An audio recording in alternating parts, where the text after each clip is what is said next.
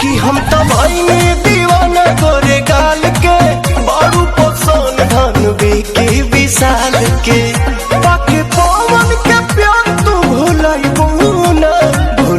बुना बबुआ के खुश करके जइबू ना अरे हरा में दोबारा फेरू अइबू ना बबुआ के खुश करके जइबू ना हरा में दोबारा फेरू अइबू ना।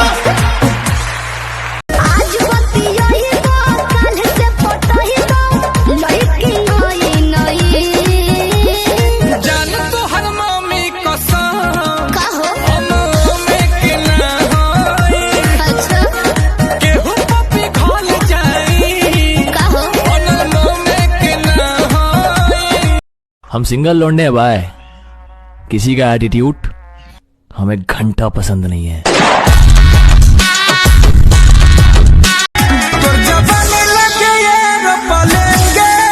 बिना तेल के जरे बोला देंगे, अच्छा बिना तेल के जरे बोला देंगे।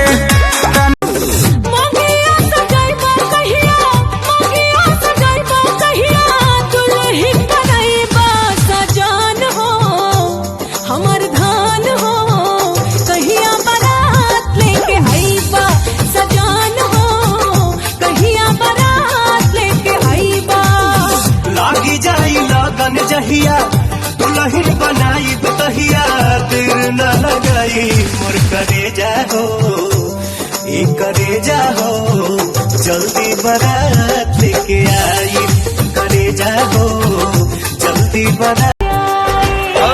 तेरा दिल भी जाना बेकरार हो जाए, तेरा दिल भी जाना बेकरार हो जाए।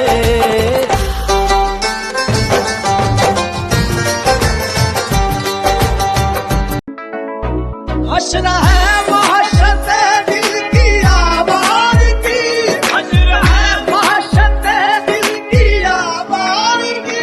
हमसे पूछो मोहब्बत की दीवानगी, हमसे पूछो मोहब्बत की दीवानगी। मुझे खुद से जीतना है इसीलिए मैं लोगों से नहीं लड़ता।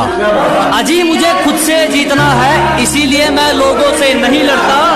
मेरा एटीट्यूड मेरा कॉन्फिडेंस है, दुनिया क्या सोचती है मुझे फर्क नहीं पड़ता। ऐसे लहरा